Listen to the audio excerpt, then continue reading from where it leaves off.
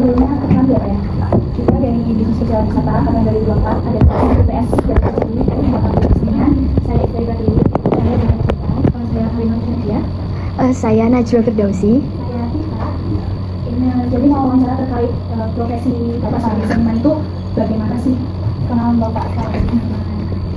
Banyak sekali pengalamannya.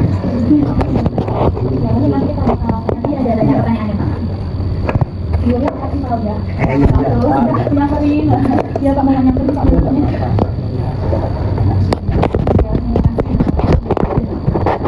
Ya sebelumnya Bapak ada perkenalkan dulu. Oh ya. Sudah. Saya nama saya Sumarno. Saya ada tambahan lebih itu. Masuk ke pertanyaan aja Ya. Motivasi Bapak untuk menjadi seniman kerawitan itu dulu apa Pak motivasinya? Ya pertama saya sejak kecil itu bukan penari Pak. Saya itu penari. Kenapa Pak? Penari Jawa klasik. Iya. Dari kapan? Mulai dari tahun dari tahun 1961. Wah. Satu bisa dapat bisa menari di bidang itu. Nah, sekarang itu namanya kan dulunya lagi namanya Wiro Kemudian saya dulunya tari baik juga di sini juga saya itu asli ada di sini soal tari terus tapi ternyata bukan hanya belajar nari saja tapi berikut karyanya juga belajar karena bisa nari kalau tidak bisa nari karyanya juga percuma artinya ya cuma bisa nari aja tapi tidak tahu karyanya gimana loh kalau bisa ngiringin itu nah itu terus saya wah ini kerja jadi lagu artinya saya nggak senang lagu itu Bapaknya megang apa tuh pertama kali? ya sampah aja itu saya nggak senang lagu karena saya penari karena dulu penari itu secara umum penilaiannya itu lebih tinggi gitu dari realita yang dulu ya dulu kalau PJ apa penari itu lebih banyak daripada pentariknya. Berarti Bapak lebih mudah menari daripada Bapak? Bukan mudahnya tapi senangnya karena satu tanya itu nanti wah ini suka gitu cuma gitu ya terus ke tari itu wajib akademisi tari job dulu sering kali ada job mantenan atau apa perpisahan sekolah itu sering panggil tarian dengan kaset sering kali ada dengan itu kan dunia bisa lihat dari terus Bapak itu mulai kawitannya itu tahun berapa Pak? Kan itu masih sampai kuliah iya masih mati sampai tahun kemarin pun kan menari jadi Bapak itu megang nari sama kawitan juga bisa beda terus yang membuat Bapak semangat sampai sekarang itu dalam seni itu gimana Pak? Apa motivasinya?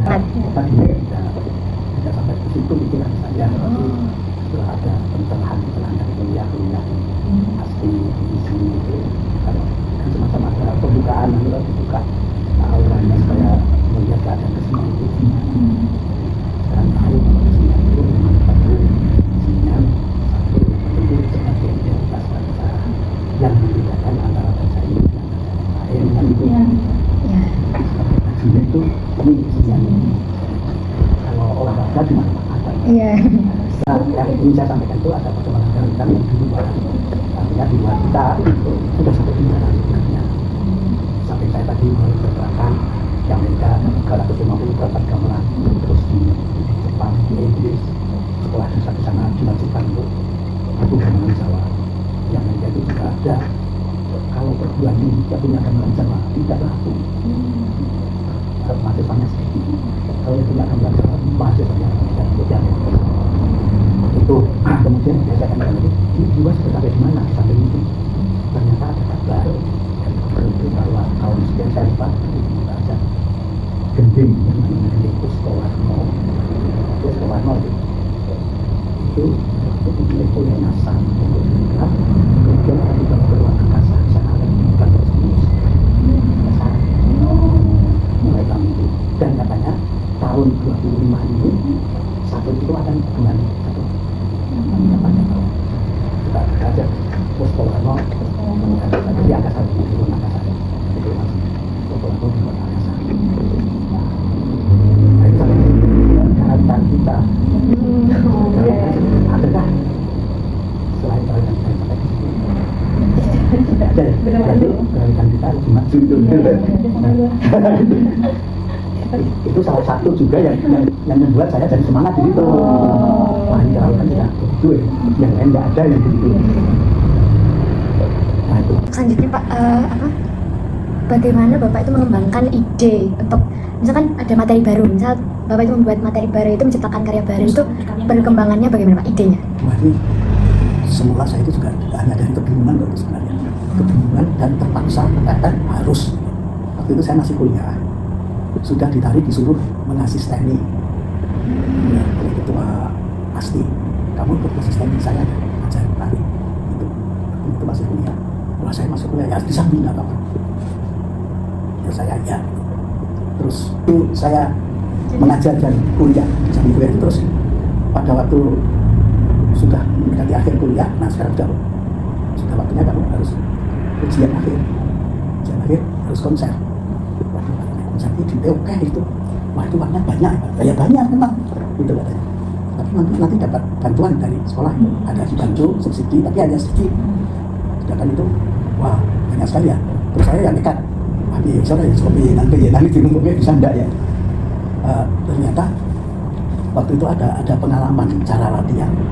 Kalau yang lain, teman-teman saya yang lain latihan itu sudah karawitan sama tarinya datangkan semua, terus di situ latihan. Ternyata masih sendiri-sendiri juga, gitu.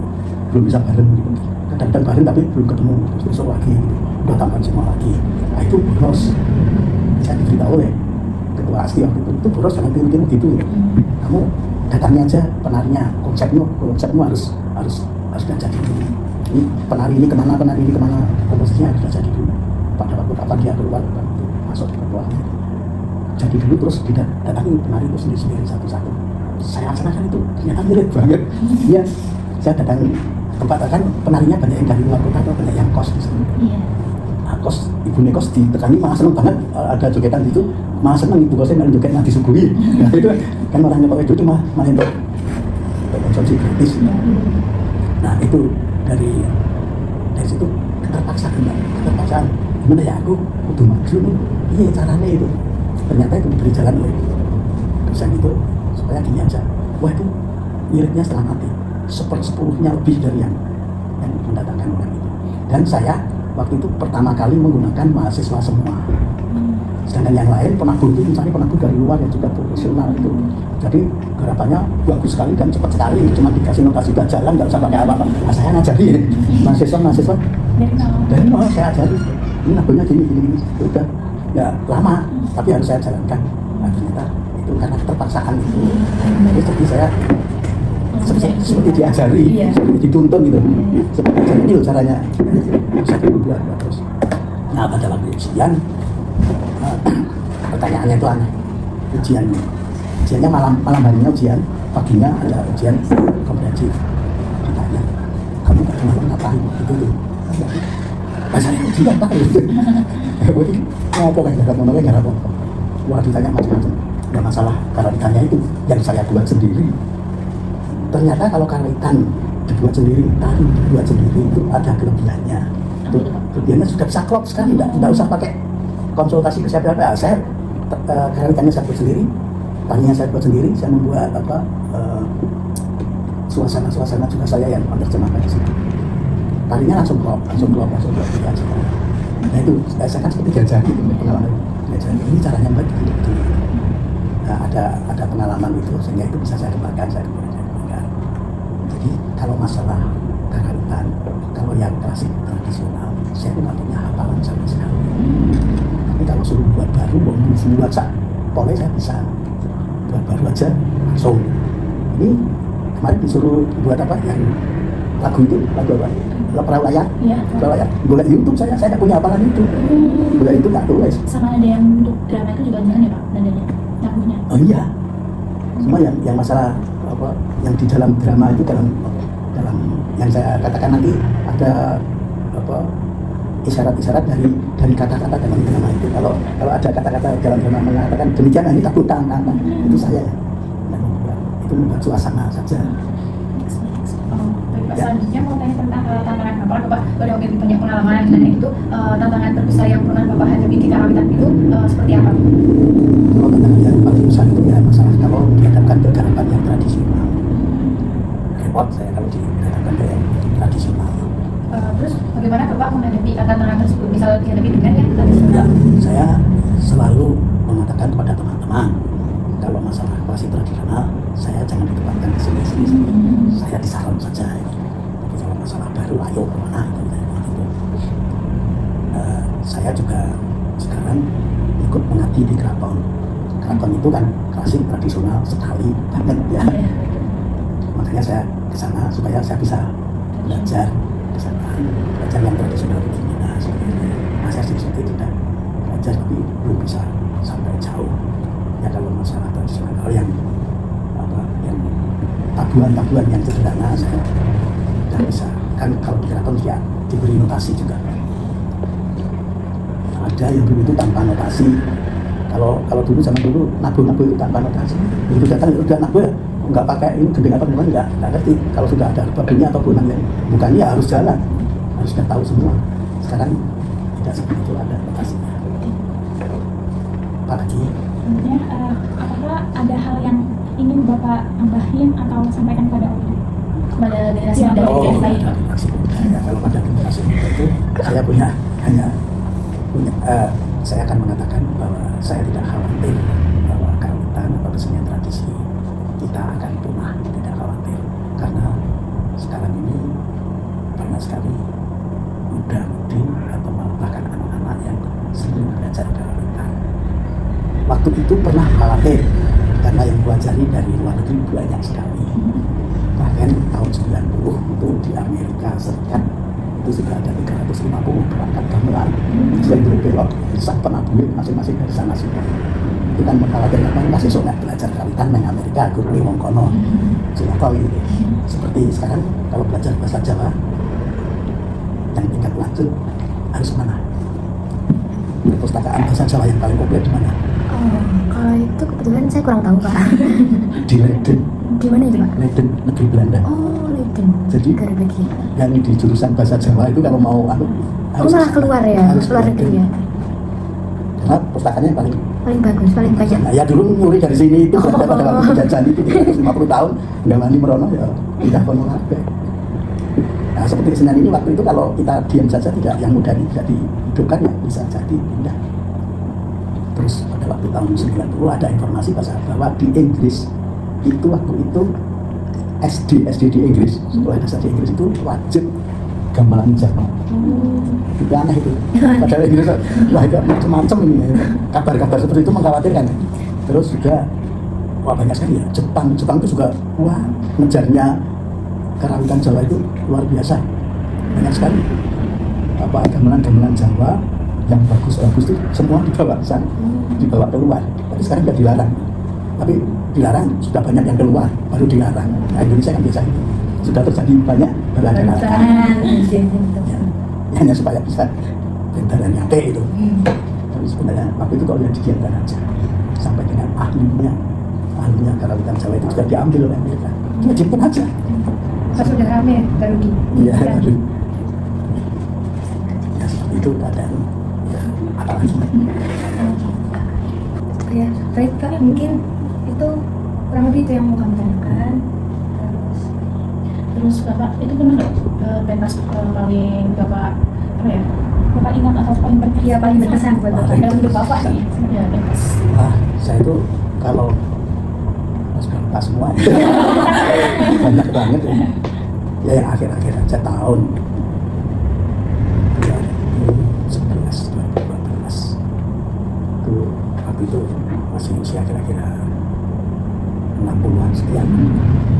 Itu pentas di Jakarta ya sama Cherry apa itu pentasnya sama Cherry apa itu satu grup kan sama Cherry pentas di Jakarta itu berkesan sekali karena waktu itu saya bisa mengeluarkan tenaga saya yang sudah 60 sekian tahun itu saya kok masih bisa ya masih bisa. Dan pada waktu itu pas harus ada perangan gitu ya, ada perangan saya tuh seperti nggak bisa napas itu karena haus sekali terus nggak bisa napas, waduh mati nang gini aku ya gitu. Dalam hati saya itu waduh mati nang gini, tapi tidak, saya harus menyelesaikan ini dulu selesai. Ya itu yang terasa ternyata usia itu nggak bisa ditipu kalau sudah batasnya ya saya mau ngetok lagi itu, aduh nggak kuat. Bapak itu memberi sama Geni Budaya itu dari awal ya? Ya dari tahun 12 itu.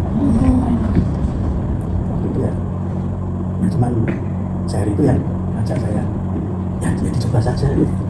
Bisa kok keterusan ya sudah selama saya masih bisa. Udah sih Pak, mungkin